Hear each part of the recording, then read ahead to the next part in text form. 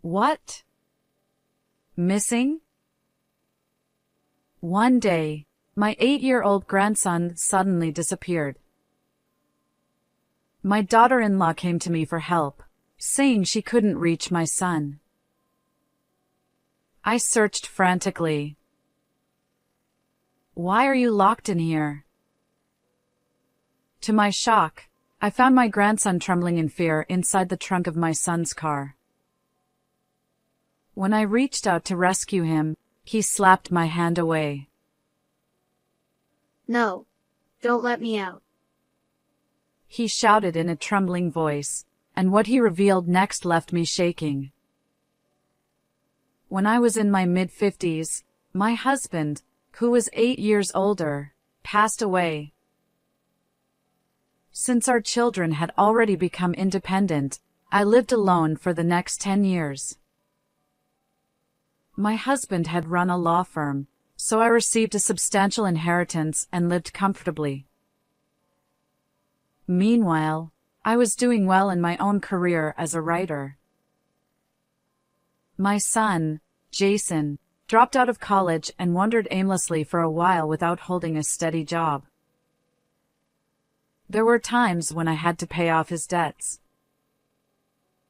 In hindsight, I probably should have cut him off at that point, but many of the people he borrowed money from were his friends, and I couldn't bear to see their lives fall apart because of him. So, I reluctantly gave Jason the money. Eventually, Jason managed to find work, and it was there that he met Amy, whom he later married. They bought a new house in the next town, just one stop away from mine by train. I've caused you so much trouble in the past, but from now on, I want to give you peace of mind. After that, he started living more seriously.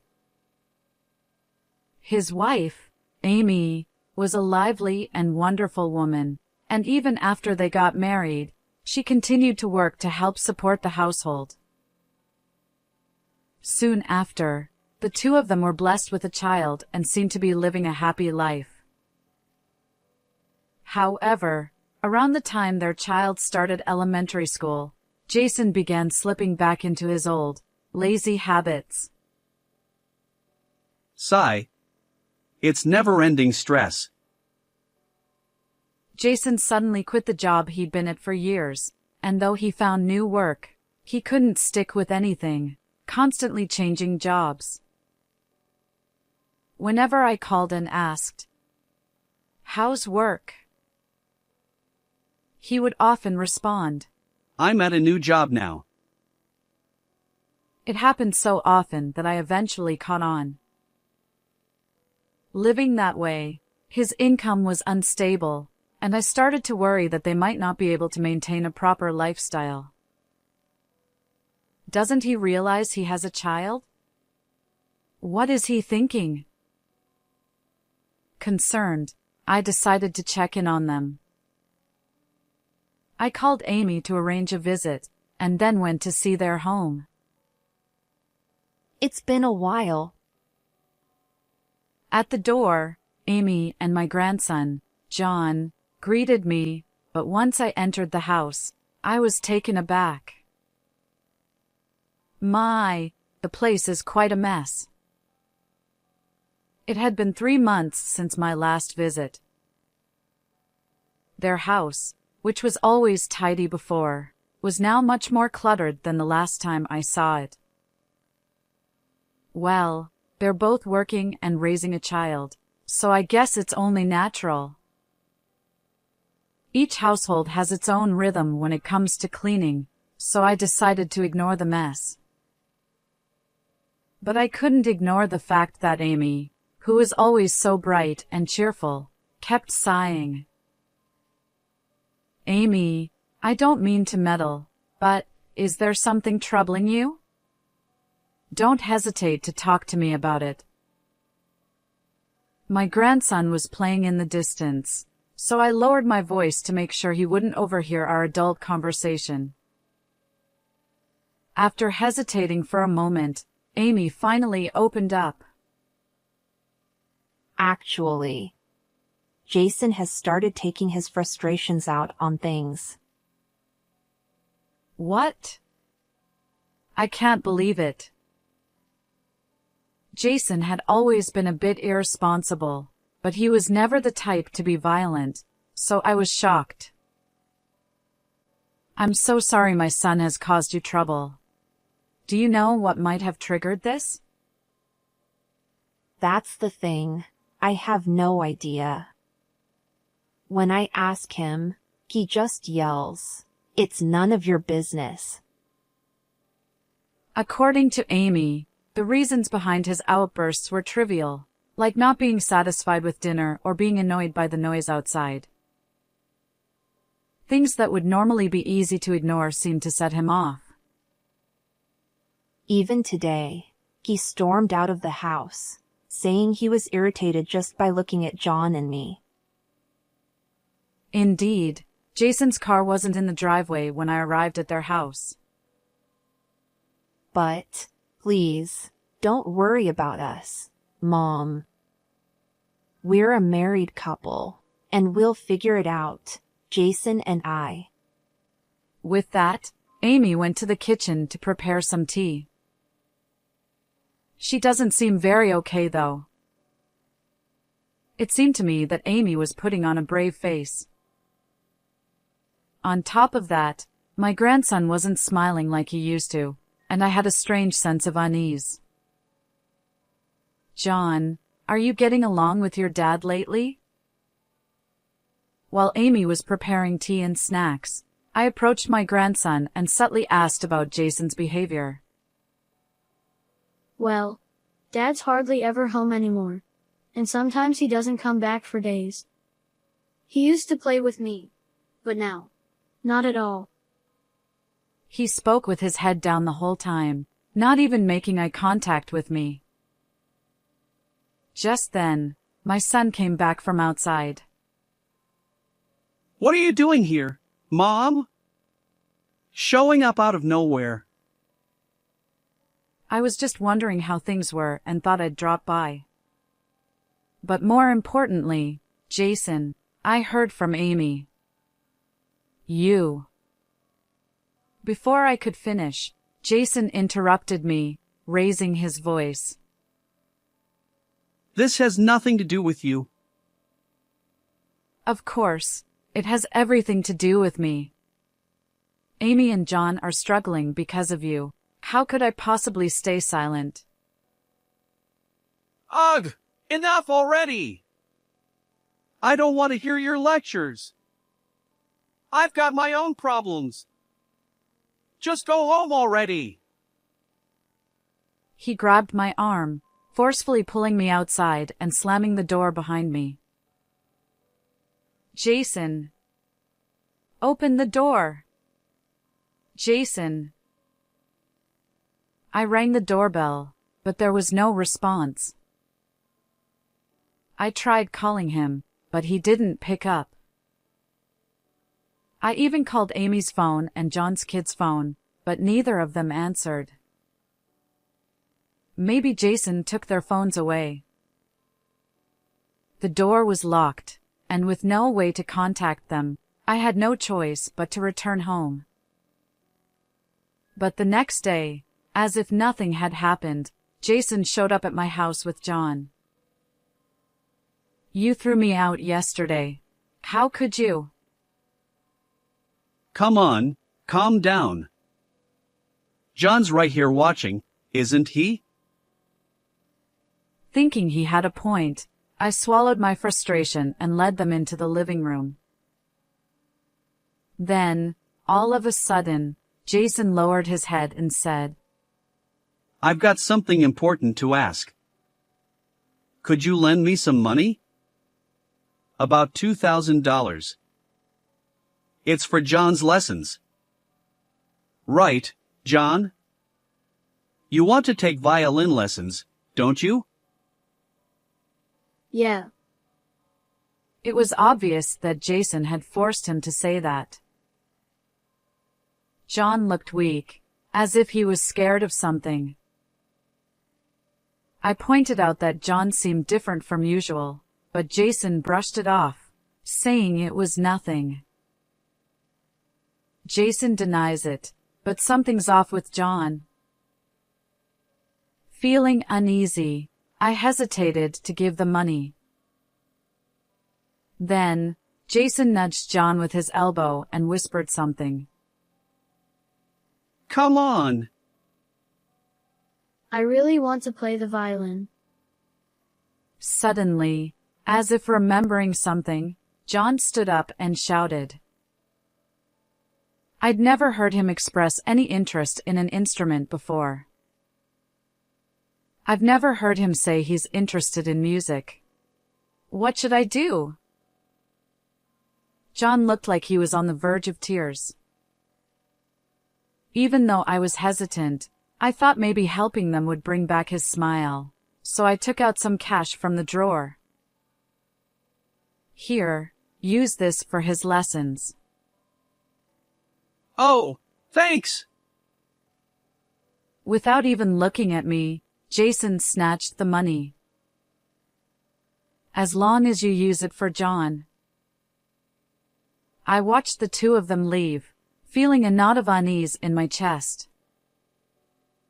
An hour later, while cleaning the room, I noticed my grandson's kid's phone had fallen under the sofa. He must have forgotten it. It's probably really inconvenient for him not to have it. Normally, I would call ahead before visiting, but since neither my daughter-in-law nor my son was answering their phones, I decided to head to my son's house without saying anything, just to drop off the phone. I rang the doorbell, and slowly, the front door opened. My grandson appeared. Here, you forgot this. Wait, what happened to your forehead? John had a big red bump on his forehead. Just then, my daughter-in-law, Amy, came back from shopping. Hey, Amy! What happened to his forehead? It's all swollen. It's hard to explain here. Please come inside. Following her inside, Amy told John to go to his room. The truth is, Jason hit John. What? But why? He was in a bad mood. John told me that Jason suddenly yelled "Be quiet" while watching TV and then hit him on the head with his fist. That's unreasonable. I'm going to give Jason a piece of my mind. Where is he? As I stood up, Amy shook her head. That's the thing. After taking the money you lent him, Jason left, and I still haven't been able to reach him. Well, let me know when he gets back. I'm ready to confront him anytime. Thank you, but I think we need to handle this on our own. It's something we should overcome ourselves. All right, but if things get really bad, promise me you'll ask for help. Okay? Hearing her strong resolve, I decided to step back for the time being, though I was still worried about them. However, events quickly took a turn. A week after finding out that Jason had hit John, on a night in November, I got a call from Amy. I'm sorry to call so late, but has John come to your house? No, he hasn't. What's going on? He suddenly disappeared while I was cleaning up the kitchen. And I can't reach Jason either. Oh no! That's terrible. Amy explained that right before John went missing, Jason had been scolding him harshly. I'm worried that Jason took John somewhere and is doing something terrible to him. I understand. I'll check the places I can think of. If anything happens, I'll let you know. Stay at home in case they come back. I hung up the phone and immediately ran out of the house, searching the neighborhood. I couldn't find them anywhere, and soon I found myself at the edge of the area between my station and my son's. Just as I was about to give up, I noticed something in a coin parking lot. Wait, is that Jason's car? I rushed over, and as I approached the car, I heard something rattling inside the trunk. With a bad feeling, I took out the spare key to Jason's car from my key case. The car had originally been mine, so I still carried a duplicate key with me. Thank goodness I kept this. With trembling hands, I opened the trunk, and what I saw left me stunned. John! Why are you locked in here? There was my missing grandson, curled up with his knees bent inside the trunk. I quickly checked his body for any signs of injury. Thankfully, he seemed okay, which brought me a bit of relief. But why? Could someone have forced him in here? The thought that came to mind was one I didn't want to entertain. Because the person most likely responsible was the owner of the car. My mind raced with different possibilities, but my priority was ensuring John's safety. I reached out my hand to him. Come on, let's get out of here quickly. But John swatted my hand away forcefully. No, don't let me out. He shouted, trembling with fear. I couldn't be sure, but I noticed what looked like bruises on his arm. I couldn't tell if they were from an accident or someone's hand, but given John's behavior, it seemed likely they were from someone. This poor little boy. I hugged John tightly. I was so scared. His tension seemed to release, and he wrapped his arms around my back, whispering into my ear. Grandma, listen. What he told me next was completely unexpected. No, it can't be. That's when I realized I had been entirely wrong. The truth about a certain person's true nature was revealed, and I understood that everything up until now had been built on lies. I wish I could have taken John's place and spared him all this suffering. Thinking of what he must have endured filled me with an overwhelming sense of sorrow. I won't forgive this. Never. Fury boiled inside me, and my whole body burned with anger. But I couldn't stay at the parking lot for long. We didn't know when someone might come looking for us. John, get in the front seat. We're getting out of here. I drove Jason's car, taking John back to my house for safety. But when we arrived, I uncovered even more shocking truths. They think they can get away with this, but their time is up. I swore to get revenge on the person who had caused my grandson so much pain. It was 11 p.m. I called my daughter-in-law to tell her I'd found John. About 15 minutes later, Amy rushed over by taxi from her house. Thank you so much. John's safe, right? Oh, thank goodness. As soon as she arrived, She anxiously looked around inside my house. Please, let me see him right away. Now, calm down a little. I want to take John home and let him sleep peacefully. I don't have time to waste. Amy began frantically searching every room at a frantic pace. I'm sorry, but he's not here. Huh? But you said on the phone you found him. She blinked in confusion, clearly not understanding what I was saying.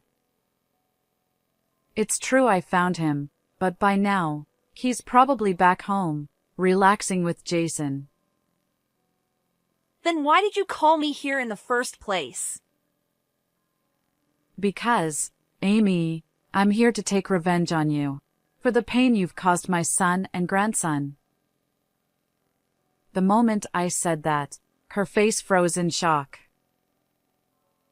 I heard everything from both of them. You've been abusing John and blaming it all on Jason. How could you do such a thing? The truth was that the reason John had been locked in the car was that Jason was trying to protect him from Amy's cruel hands. Jason had told John, No matter who comes, don't leave this car unless it's me. That's why, even when I arrived, John refused to come out of the car. John told me. He said that one day, his mom suddenly changed.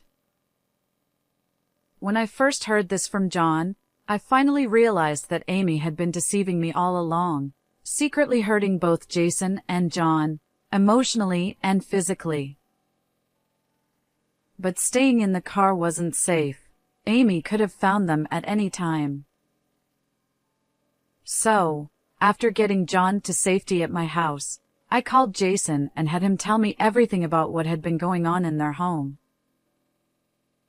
Jason told me about your affair, and how, when things didn't go well with your lover, you took your frustration out on your family. According to Jason, they had been fighting constantly because of this, and he was seriously considering divorce. At that point, Amy had apparently said, If your mother finds out we're not doing well, she'll be devastated, won't she? My son, who had already caused me enough trouble, couldn't bear the thought of worrying me anymore. From then on, he was unable to resist Amy and ended up doing whatever she said. And I hear that you were the one forcing him to change jobs so frequently. Apparently, Amy had pushed Jason into better-paying jobs to fund her outings with her lover. Some of the jobs even had him working on fishing boats, keeping him away for days at a time, just so she could keep up her selfish lifestyle. Thinking back, when I subtly asked John about the atmosphere at home, he said, Dad isn't home, and he doesn't play with me. But that was because his mother had ordered him to work away from home. Exhausted from work, Jason barely had the energy left to care for his own child. On top of that, Jason said Amy had dumped all the household chores on him. But with his body worn out from his grueling job, he couldn't keep up with the cleaning, and the house fell into disarray. He must have been under a lot of pressure. The reason Jason lashed out at me and drove me away from their home may have been because he was nearing his breaking point. In fact, he later confessed, The only thing I didn't want was for you, Mom, to find out about our family problems. So I purposely said terrible things to push you away. And even after driving Jason to such desperation, you still didn't stop your affair, Amy. On top of that, you even dipped into the family's finances to meet up with that man. According to Jason, their finances had become so strained that they were on the verge of not being able to survive. That's when Amy ordered Jason to come and borrow money from me. To avoid suspicion, she came up with a plausible excuse, saying they wanted to pay for John's violin lessons. She even instructed Jason to bring John along, hoping his presence would loosen my purse strings. You actually thought having John there would make me more willing to hand over money? How devious. When Jason and John came to ask for money, I noticed that John seemed unusually quiet and frightened. It turns out Amy had warned him not to say anything unnecessary if I asked him any questions. And if I didn't lend them the money, Amy had even threatened him by saying, "If we don't get the money, you'll go without dinner for a week." That's why John had been trembling the entire time. Jason, desperate to keep their family issues hidden, had brushed off my concerns as nothing more than my imagination. But when you started hitting Jason out of frustration and finally laid hands on John, he couldn't take it anymore and fled with him. While Amy's back was turned for a moment, Jason grabbed John, put him in the car, and drove away from the house. On the way, John became terribly thirsty. Unable to find parking near a convenience store, Jason parked in a coin lot. But when they got there, John, terrified, Mom might find us. He was too scared to leave the car. Jason then decided to go into the store alone to grab something for dinner. To make sure Amy wouldn't spot John if she came by, he hid John in the trunk for a short while. Since the weather was cool and it was only for a brief moment, Jason judged that it would be okay. You played the perfect daughter-in-law in front of me, but behind my back, you were doing all this. When Amy rushed over to pick up John, she seemed frantic. But it wasn't because she wanted to see her child. It was because she wanted to get him out of here before he could expose her true nature to me. So I've been found out. Do you even understand what you've done? Show some remorse. You expect me to apologize? No way! Amy, now brazen, crossed her legs and sank deep into the sofa, adopting a defiant attitude. Honestly, you should be grateful. Your son's a worthless man, and yet I was kind enough to marry him. What? How could you say such a thing? Sure, Jason wasn't perfect in the past, but he's been trying his best. He was working at his job diligently. Don't make a big deal about it. He worked at some small company that anyone could get into. It's pathetic. The jobs I found for him paid way better. Seeing her sneer made my anger surge even more. Anyway, with a loser like him, I don't think I'll get any karma for having an affair. If that's how you feel, why don't you just divorce him? No way! He's too useful. He does everything I say. Besides, you wouldn't want your only son to end up divorced and living a miserable life, would you? She looked up at me with a sly grin. Jason has a bright future ahead. You're so delusional. Jason's a useless man with no potential. His life's going to be nothing but a string of failures. She threw her head back and laughed loudly, staring up at the ceiling. But little did she know, her laughter was about to turn into screams as she faced her downfall. Did you not know? Jason passed the bar exam to become a lawyer. Huh? I had learned that while Jason and John were staying at my house. Jason himself had told me. He really did look up to his father, who was also a lawyer. Jason had always wanted to follow in my husband's footsteps, but kept that dream hidden, thinking he didn't have the talent. However, he secretly studied because he thought becoming a lawyer would give me peace of mind. My husband's old clients have been saying for years that they would hire Jason as their legal counsel once he got his license. Wait, does that mean he'll be getting tons of work soon? Well, it's possible. When I said that, Amy threw her fist in the air. Yes! I'm finally going to join the ranks of the rich. She opened her phone, humming while browsing through brand name items on a shopping site. But her glee wouldn't last much longer. Amy, I think you're misunderstanding something. Jason plans to divorce you. What? No way! That's not true! Her face went pale as she stared at me. Ignoring her, I checked my WhatsApp messages from Jason. Heh, it seems he's found exactly what he was looking for. When I couldn't help but smile, Amy immediately noticed. What's so funny? Well, Jason just told me he found evidence of your affair. Now we can demand a hefty settlement from you. While Amy was on her way here, Jason and John had returned to their house.